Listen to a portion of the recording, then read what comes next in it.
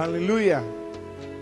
Vamos a meditar en la palabra del Señor en una porción que es muy interesante. Vamos a ponernos de pie para leer la Santa Biblia. Capítulo 19 del primer libro de las Crónicas.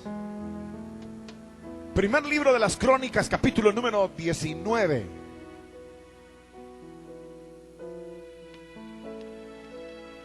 Y dice la escritura de la manera siguiente: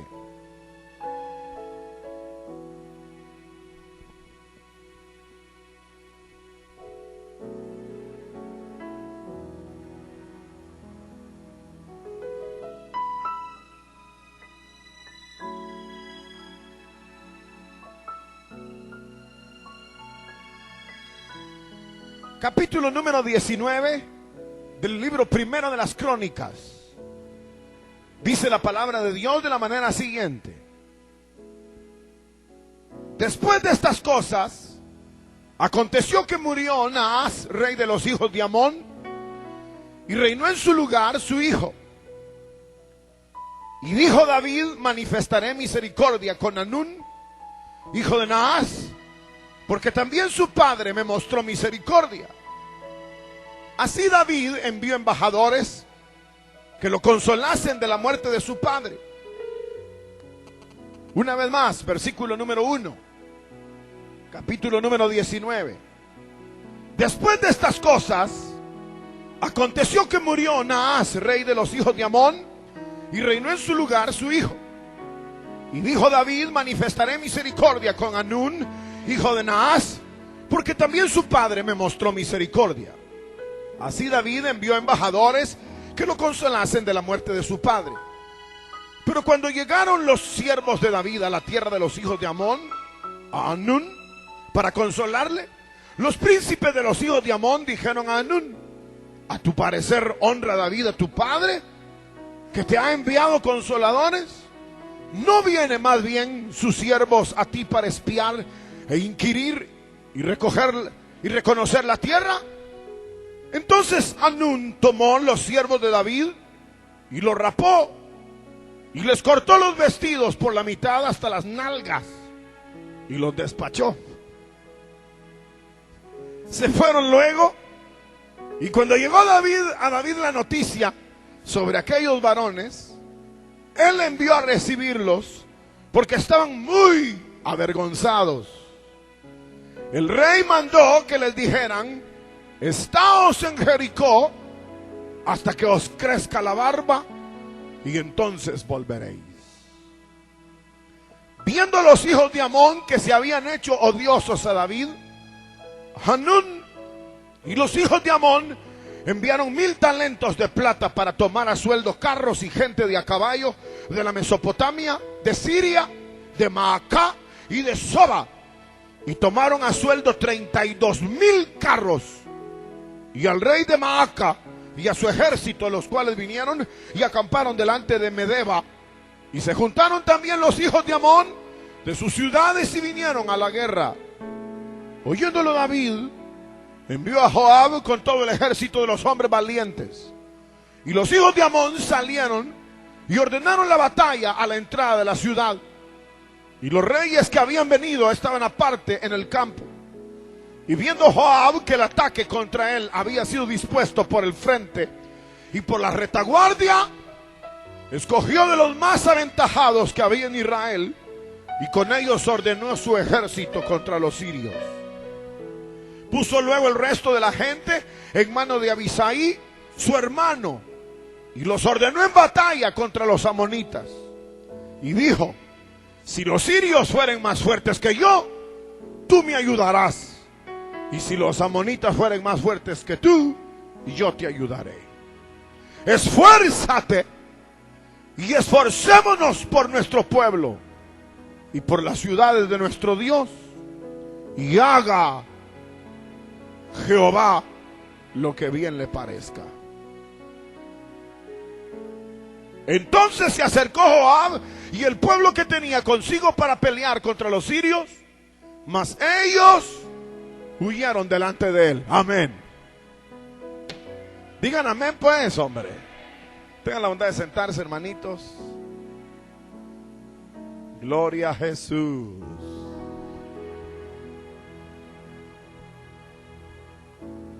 Esta mañana quisiéramos meditar en esta porción de la Escritura, que es una porción que, como ustedes se dan cuenta en la sola lectura, es una porción que habla con respecto a la manera más apropiada de, hermanos, de actuar o de actuar para obtener, para cuidar y obtener los beneficios de Dios para la vida nuestra. Diría que nos muestra, hermanos, en resumen, si vamos a hablar de la manera más apropiada de actuar, es de actuar siempre a favor de nuestro prójimo. El actuar a favor de nuestro prójimo se convierte en la manera más apropiada de conservar y de esperar la bendición de Dios sobre nuestra vida. Eso sería básicamente el cuidar de nuestro prójimo, el llamado que tenemos para ser solidarios, para mantenernos al cuidado de nuestro prójimo. Debemos mantenernos al cuidado de nuestro prójimo. Amén.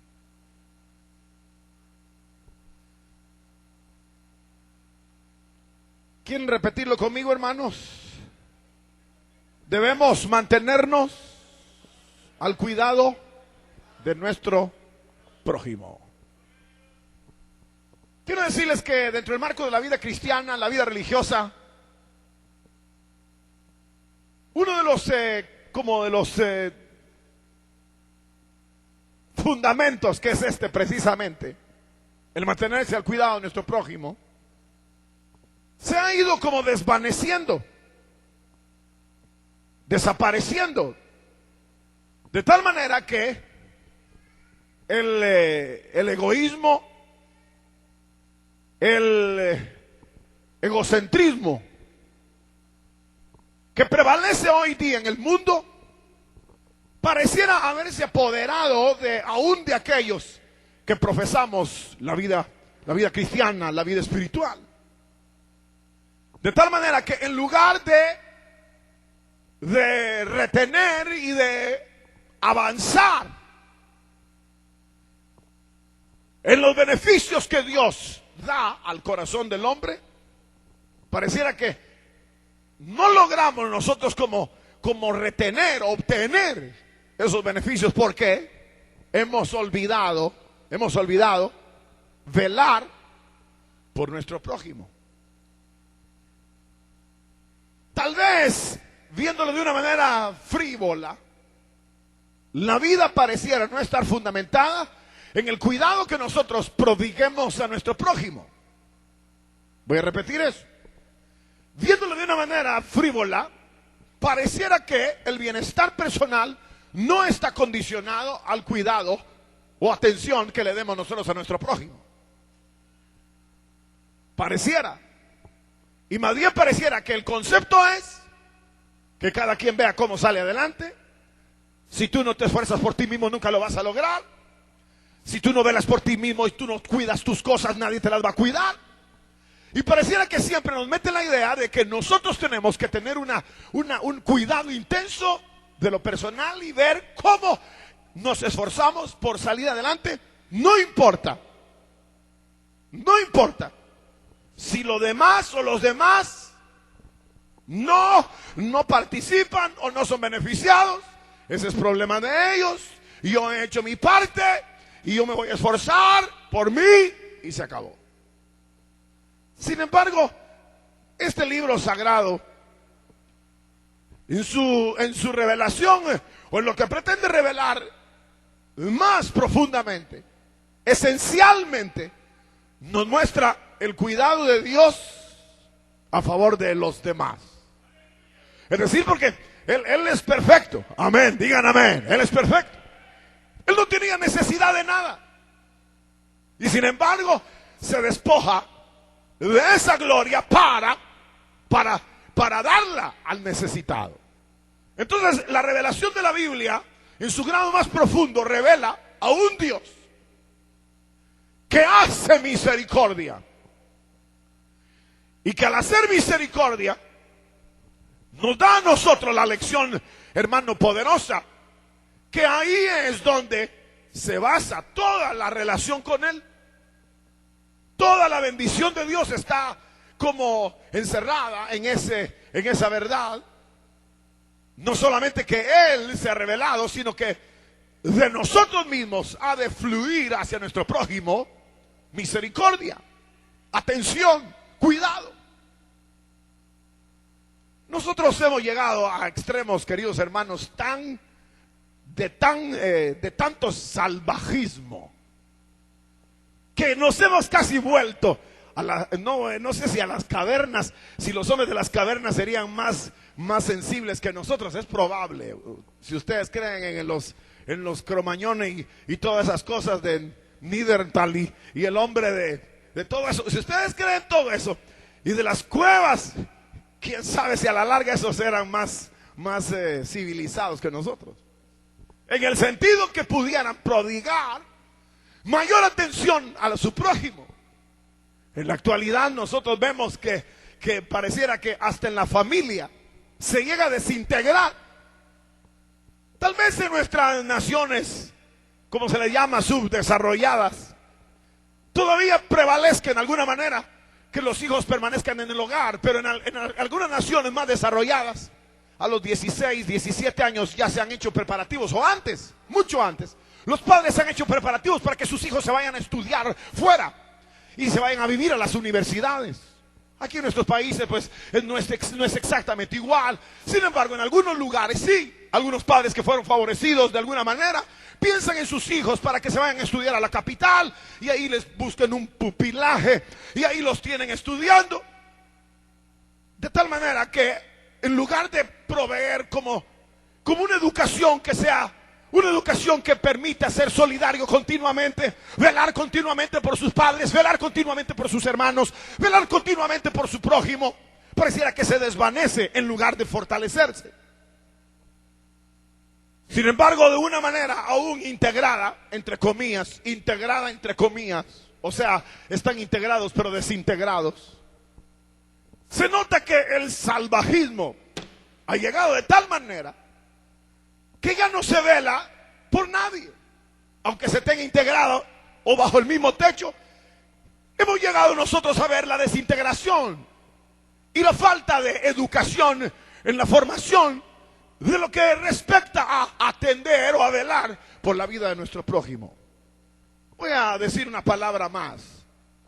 Aún la educación económica o la educación de la administración económica nos ha llevado a nosotros también a ser bastante celosos y orgullosos y cerrados con nuestros bienes.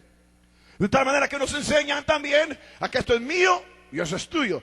Hay parejas inclusive que se casan desde el inicio con bienes separados, bien lindos. Es decir, que dice, esto es mío, esto es tuyo y esto yo lo tenía antes de que te conociera, así que olvídate, si hacemos algo de aquí en adelante será de los dos, pero antes todo es mío. ¡Qué amor tan profundo! Igual pareciera entre los hijos y los padres, como que llegan momentos en que los hijos dicen, no, esto es mío, padre, no entre, ni siquiera entres a mi cuarto sin llamar a la puerta. Ni siquiera me hables si yo no te llamo.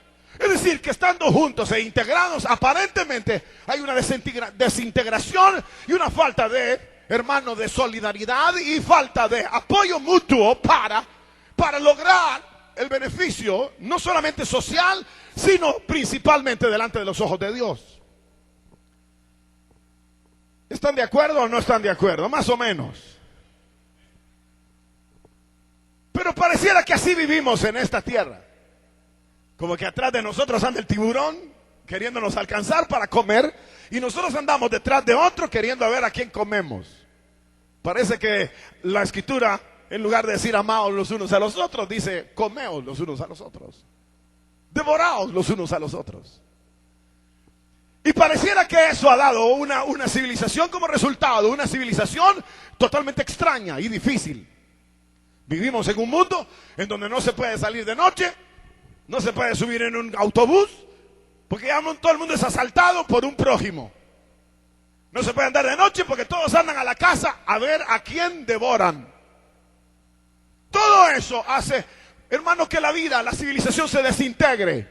Y un día, aunque ellos no lo quieran, dice este libro sagrado, que no les dejará ni raíz ni rama, y todas las cosas que hay en esta tierra serán quemadas.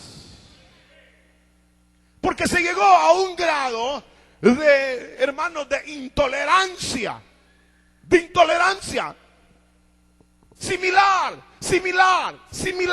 similar a lo que sucedió en Sodoma y Gomorra. Que Dios, el Dios de los cielos, dijo: no, ya no les paso más, me los acabo a todos. Porque habían llegado a un nivel de, hermanos, de intolerancia. No podían vivir, no se podía ya vivir. Y como ejemplo quedó ese juicio que Dios hizo, del juicio que vendrá sobre una civilización que no está, hermano, solidarizada o no está atenta a las necesidades de su prójimo. Ahora, cuando nosotros leemos esta escritura, tiene ese enfoque y esa referencia.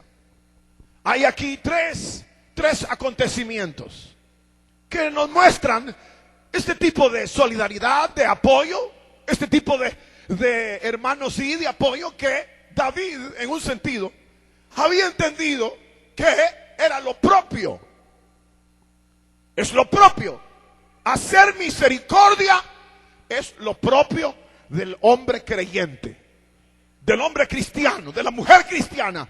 Hacer misericordia es parte de su naturaleza, parte de su vocación, parte de la divina, hermano, obra de Dios en su ser. David había entendido esa verdad. ¿Ustedes la han entendido? Excuse me.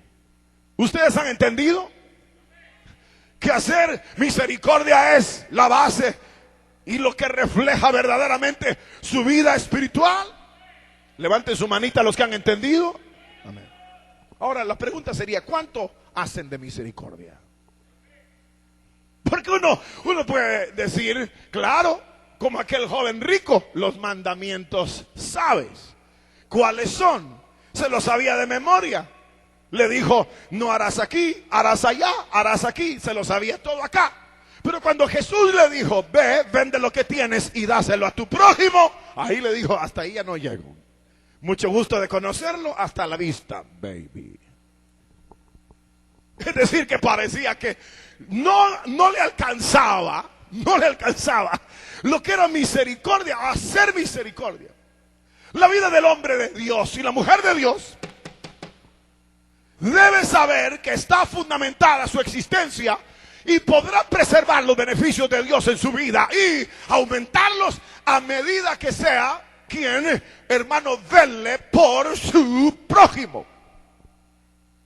El día que nosotros abandonamos el concepto de velar por los demás, ese día hemos, hermano, claudicado, renunciado, apostatado de la fe. No se llamen cristianos. La Biblia dice que el que dice que ama a Dios debe de amar también a su prójimo.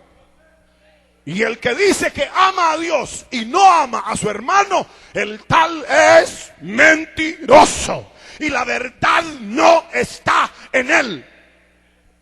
Ahora la verdad está en nosotros. Cristo habita en nuestros corazones por la fe. Pero si Él habita, entonces debiera de aflorar la atención que nosotros debiéramos dar a nuestro prójimo. Porque ahí se fundamenta el hecho de la, hermano, del continuo fluir y de la continua misericordia de Dios a favor nuestro y a favor de los demás. Y es aquí en esta porción de la Biblia, como digo, que David había entendido esa verdad. David la había entendido como nosotros la hemos entendido, en un sentido literalmente, nominalmente, Prácticamente tal vez no, pero nominalmente, literalmente, la hemos entendido. David la había entendido, no de una manera histórica, sino la había aprendido de una manera práctica. Porque David sabía, y él mismo lo confiesa en uno de sus salmos, dice que me encontraste detrás de las ovejas, me encontraste detrás del rebaño, detrás de las ovejas, tu misericordia me alcanzó. O cuando David en el Salmo 51 también revela diciendo, bienaventurado el hombre a quien Dios perdona sus pecados y que no se acuerda más de sus miserias. Dice el Salmo también, este pobre clamó al Señor y el Señor tuvo misericordia de él. Es decir, que David había experimentado la realidad de un Dios que fluía hacia su vida. La Biblia dice en el Nuevo Testamento, de la manera que el Señor os perdonó, así también vosotros perdonad. De la manera que Él os perdonó, así mismo vosotros perdonad. Quiere decir que uno se debe mantener dentro del mismo marco de lo divino, que es mostrando afecto, mostrando misericordia a las personas que necesitan ser levantadas. Ese es uno de los valores que se perdió en la vida cristiana. Nosotros sabemos cantar, sabemos orar, sabemos asistir a las reuniones, sabemos llenar todo un cuestionario, podemos responderlo positivamente. Sin embargo, vivir en atención a la necesidad de los demás pareciera que ha sido lo más difícil para la vida cristiana.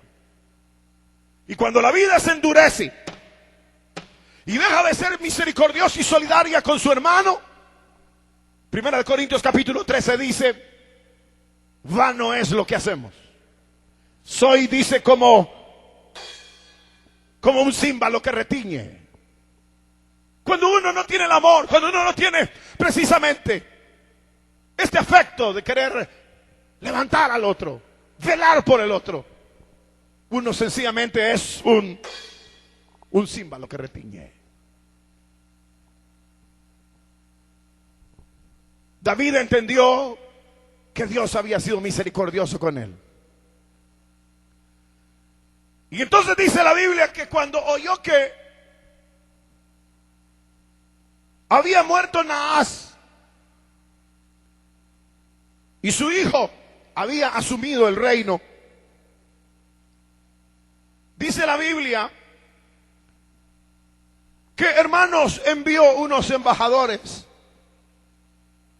a Umún, a Hanún, hijo de Naas, envió embajadores, dice la Biblia, para consolarle. El mundo no está acostumbrado a misericordia, y es posible que en el primer plano, cuando uno empieza a hacer misericordia con alguien, le dicen, ¿y vos qué querés de mí? Mejor decime qué querés. Cuando uno empieza a ser atento con alguien, dice, bueno, ¿y usted qué quiere? ¿Realmente qué quiere? Ahora, es ahí donde uno podría dudar de que en realidad haya gente todavía en esta tierra que quiera hacer misericordia con las personas. Sin embargo, dice la Biblia, y aquí voy al punto, que Hanún fue mal aconsejado, y a los que habían venido de parte de David para hacer misericordia, les rapó la barba. Le rapó la barba y le rompió el vestido hasta la cintura, de tal manera que los avergonzó. Esto significa que hacer misericordia no es tan fácil. Esto significa que hacer misericordia no es tan fácil. A nuestro Salvador Jesucristo, los hombres con una gran ira lo crucificaron. Y todo porque quería hacer misericordia a la vida de los hombres. Y cuando nosotros queremos hacer misericordia y mostrarnos solidarios a la necesidad de otro, es posible que seamos malinterpretados al grado que nos humillen. Pero miren ustedes, y aquí voy al punto y con esto voy a terminar. Dice que David, cuando vinieron aquellos humillados, rapados y sus vestidos rotos, dice la Biblia que David les dijo, quedaos en Jericó hasta que os crezca otra vez la barba. Es decir, que lo que estaba pensando David era, Hermanos, cubrir su desnudez, cubrir su vergüenza. En otras palabras, era solidario con aquellos que el enemigo había humillado. Era solidario con aquellos que estaban padeciendo. David les dijo: quédense en Jericó hasta que les vuelva a crecer la barba. No permitió que vinieran a Jerusalén para que toda la gente se diera cuenta que estaban en humillación y que el enemigo había hecho de ellos. ¿Qué había hecho de ellos? Hermano, escarnio. Se había burlado de ellos. ¿Cuántas personas hoy día, hermanos, en nuestro derredor han sido avergonzadas por el enemigo? ¿Cuántas personas están sufriendo humillaciones del diablo en cualquier aspecto de la vida? ¿Y dónde están los cristianos hoy que en lugar de ser protectores, de ampararlos y decirle: quédate en Jericó hasta que te crezca la barba, lo que hacen es lo contrario?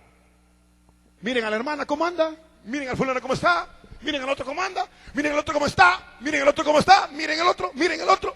Es decir, que en lugar de tomar sobre sus hombros, como Jesús lo hizo, los pecados de los otros, en lugar de ser solidario y misericordioso, nosotros hemos aprendido del mundo a ser burlones, a desacreditar a los demás y a humillar a los demás. Que el Señor reprenda al diablo, hermanos. Porque esa no es la cultura que nosotros hemos aprendido del Dios de los cielos. Dios nos llama a nosotros a tener cuidado de los demás. David, hermanos, lo que hizo con este pueblo fue precisamente, hermanos, protegerlos, ampararlos, cuidarlos, para que no se delatara el estado en que ellos se encontraban. Inmediatamente de esta porción, y aquí voy a finalizar, nosotros encontramos que Hanún, el hijo de Naas, al saber que se había hecho abominable a David, entonces contrata mucho ejército para ir a pelear. En esta pelea se vuelve a ver otra vez esta actitud solidaria, esta actitud de misericordia, de amparo, y que es la parte que corresponde a nosotros como creyentes: velar por los demás. Oh, hermanos, yo confío que a la venida de Cristo la iglesia haya cambiado un poco. Yo confío que a la venida de Cristo nosotros hayamos cambiado en el orgullo que nos domina, en el orgullo que nos envuelve, en la continua adulación de nuestro yo. Hayamos cambiado un poco para que estemos listos en esa gloriosa venida de Cristo. Por otro lado, no puedo dejar de pensar que me invade también el temor de que la iglesia haya llegado como la iglesia de la Odisea, que en el libro de Apocalipsis dice: no tengo necesidad de nada, estoy enriquecida, hemos crecido, hemos llegado a tener proliferación de ministerios. Ahora hay apóstoles, hay profetas, hay evangelistas, hay maestros, hay toda clase de ministerios, pero mundanalizada, habiendo abandonado los principios de la solidaridad, del apoyo al hermano. ¿Para qué servirá una iglesia que los elementos, hermano, ahí sí que fundamentales de la vida espiritual se esfumaron? ¿De qué servirá? ¿De qué servirá la tarea inclusive que nosotros como predicadores, o la tarea que como servidores en las iglesias nosotros hagamos, si el amor, el afecto que nos lleva a levantar a nuestro hermano y a cubrir a nuestro hermano se ha olvidado? Y no quiero decir esto en el ideal, hermanos, en el ideal exclusivo, socialista de querer cubrir la necesidad de los hombres, que no es malo. No es malo.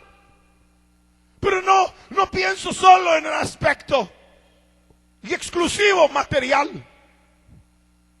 Hay quienes pueden tener todo cubierto, sus necesidades, y sin embargo estar totalmente perdidos y estar totalmente desamparados, viviendo una vida de soledad y de miseria a causa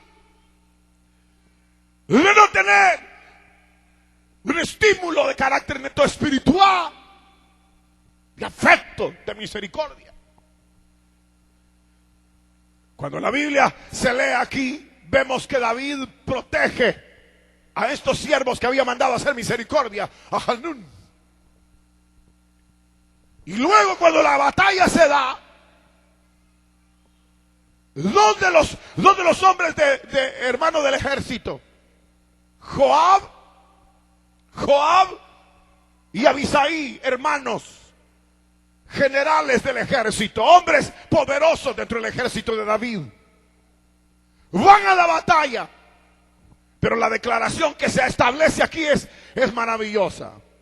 La declaración que se hace es esta, el verso número 13. Esfuérzate y esforcémonos por nuestro pueblo, por las ciudades de nuestro Dios, y haga Jehová lo que bien le parezca.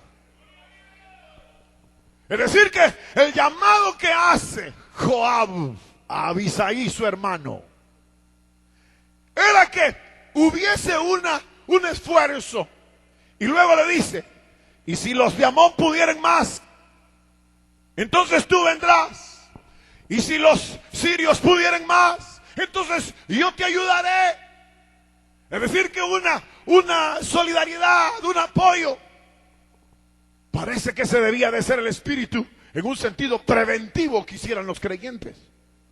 Porque todavía la batalla no se había dado, pero ya había un trato entre ellos. Si tú te pasa algo, yo iré por ti. Si a mí me pasa algo, no me vayas a dejar.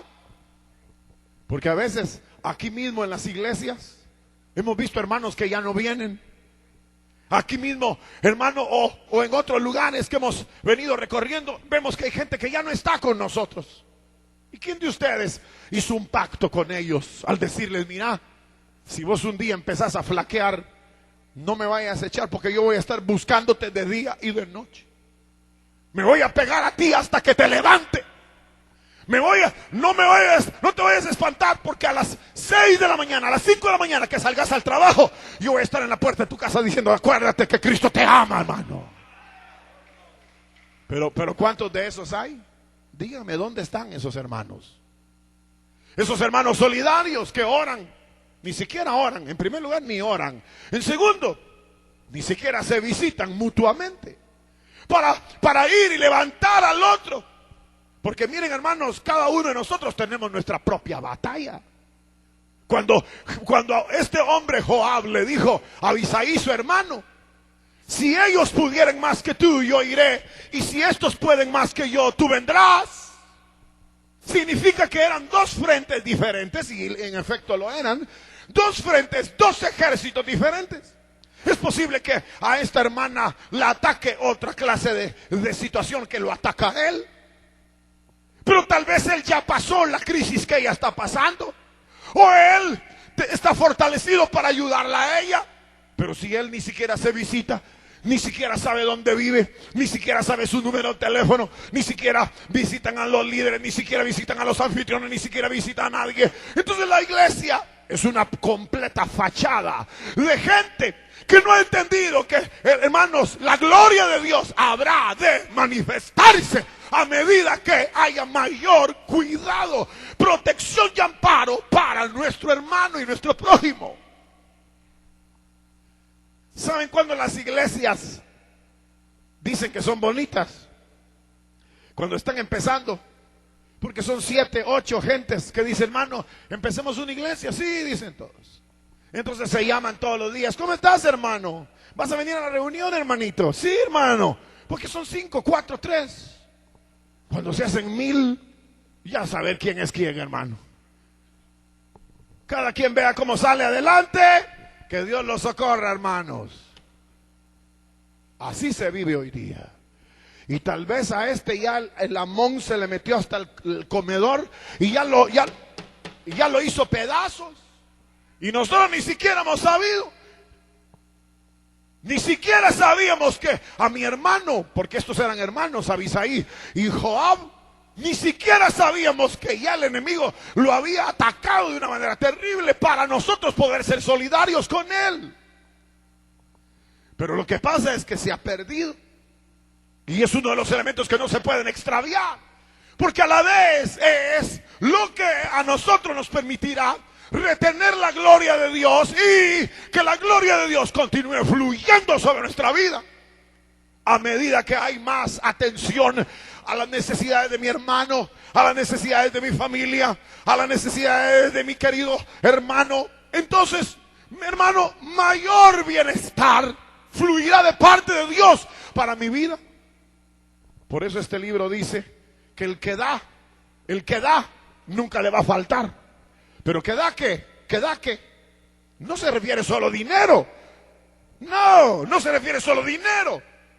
Se refiere que da afecto, da atención, da amor, da cuidado. Esa persona va a ser una persona feliz, normal, bendecida. Pero la persona que se cierra a sí misma en todas las áreas de la vida, hermano, es una persona que en realidad no vale. Y tampoco Dios obrará en la vida de él. Nosotros debemos de recordar este principio, que nuestra vida debe de ser una vida que, hermanos, vaya proyectada a la exaltación, protección, exaltación de nuestro prójimo. Si nosotros no velamos por los demás, la fe hemos negado. Así dice este libro. Así lo dice cuando Pablo está hablando de las viudas en la iglesia. Cuando dice, el que no provee para los suyos es peor que un infiel. Eso significa que no veló por los suyos. Óigame bien aquí al frente, hermano. El que no veló por los suyos es peor que un impío. El que no veló por su prójimo es peor que un infiel. Porque se le ha olvidado el principio, hermanos, básico de la vida, que es ser por amor solidario, ser por amor quien vele y cuide por su hermano. Los grados de proximidad que nosotros tengamos, o de grados de relación que nosotros tengamos, de relaciones que tengamos, así debe de ser nuestro cuidado, iniciando en los próximos, en los más cercanos, nuestra familia. Por eso dice Pablo aquí, el que abandona a una viuda, siendo hijos, teniendo hijos, y estos la abandonan, es peor que un infiel. Es decir, que ha quebrantado el principio básico, la familia. Luego, las amistades. Luego, los vecinos. Luego, el mundo entero. Pero después de la familia tendrá que seguir la iglesia, que son nuestros amigos, que son nuestra familia. Y que principalmente ahí es donde somos llamados a hacer misericordia. Más que en el mundo. Más que en el mundo. Nuestra misericordia debe de ser dirigida a los hermanos. Dice la Biblia, haced bien a todos, pero principalmente a los hermanos. Les hago una pregunta y con esto termino. ¿Cómo sienten ustedes su vida de proyección, de misericordia y atención hacia los demás? ¿La sienten viva, muerta o nunca han nacido? ¿Oyeron lo que pregunté? ¿Oyeron o no oyeron? ¿Entienden lo que digo? ¿Sí o no?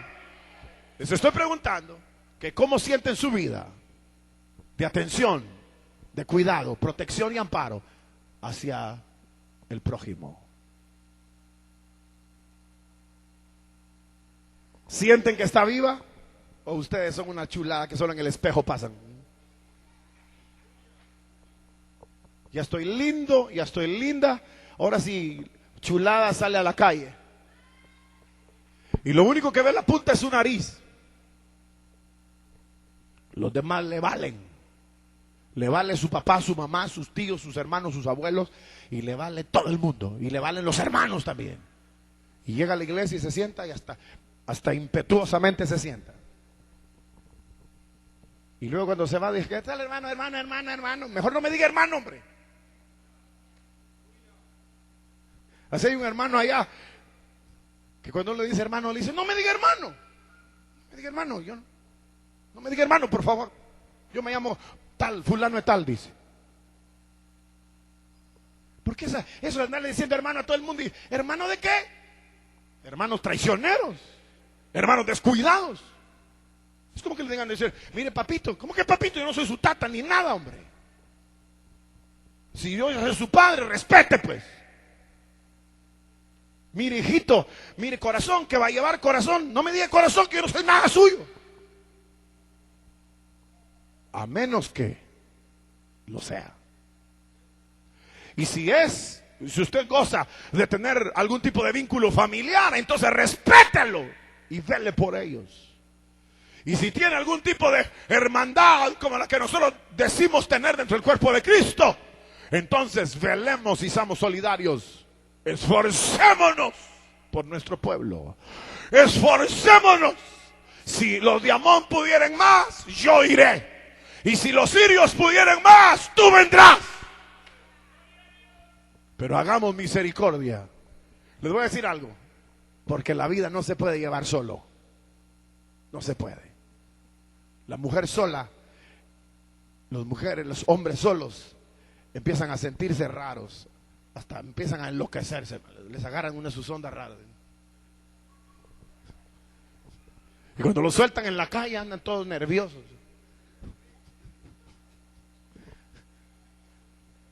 Por eso es que los ancianos no se mueren de viejos, sino se mueren de soledad. Porque sus hijitos, sus nietos y toda la demás familia los abandonan. Y es ahí donde la vida de la iglesia ha sido un fracaso. Porque no contamos verdaderamente con nadie. Todos tienen guardados el tomate aquí atrás.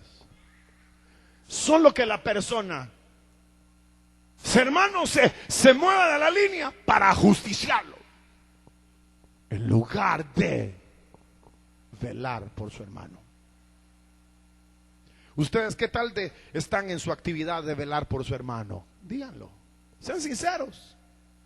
¿Cuánto les importa su madre, su padre, sus hijos y demás familia? ¿Cuánto les importa los hermanos? ¿Cuánto les importa la gente que tienen aquí delante de ustedes? ¿No será que hemos caído en el mismo vacío que ha caído esta civilización de olvidar a su prójimo?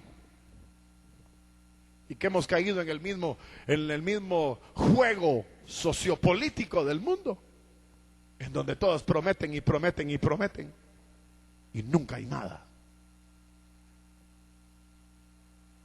¿Cuánta actividad tiene en su vida que se dirige al beneficio y bienestar de los demás?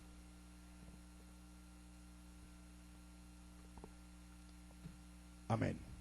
Hemos finalizado, queridos hermanitos, para que pensemos un poco. Vamos a orar. Padre nuestro, que estás en los cielos, santificado sea tu nombre. Te damos gracias, Señor, porque tú nos has amado, tú nos diste misericordia. Lo menos que hoy nosotros podemos hacer es mostrar esa misma misericordia para los necesitados. Oh Señor, pon en nuestra vida ese sentir para que también podamos levantar al caído, velar por el necesitado. Ayúdame, Señor. misericordia de mis vecinos. Ten misericordia de mi familia. Ten misericordia de mis hermanitos en la iglesia. Ten misericordia de mis hijos. Ten misericordia. Señor, ayúdanos a fluir, a pensar en los demás antes de pensar en mí. Hazme como tú mismo has sido, Señor. Misericordia.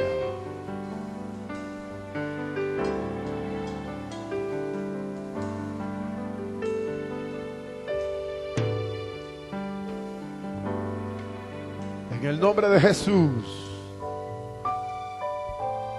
Pongámonos todos de pie, hermanos.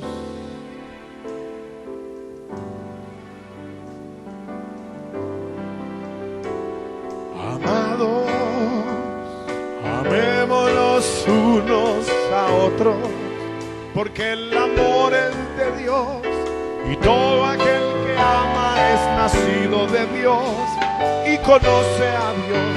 El que no ama no conoce a Dios, porque Dios es amor. Amados, amémonos unos a otros. Vamos todos, díganlo, amados. Amados, amémonos unos a otros, porque el amor es de Dios, y todo aquel que ama es nacido de Dios y conoce a Dios. El que no ama no conoce a Dios, porque Dios es amor. Amado, amémonos a otros. Amén. Los que tienen a alguien al lado, pónganle la mano así, abrácenlo, abrácenlo. Y díganle, amado, cantemos. Amados, amémonos unos a otros, porque el amor es de Dios. Abrácelo. Y todo aquel que ama, quédense abrazados. El que no ama no conoce a Dios, porque Dios es amor. Amados, amémonos.